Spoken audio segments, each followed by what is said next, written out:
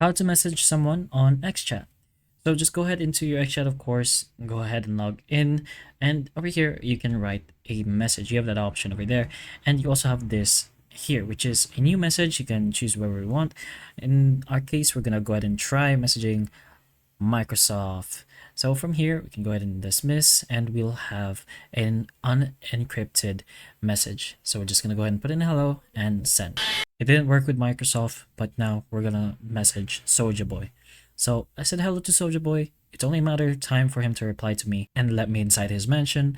But that's pretty much it. You find whoever you want to message, and if they're available in XChat, you should be able to send them an XChat message.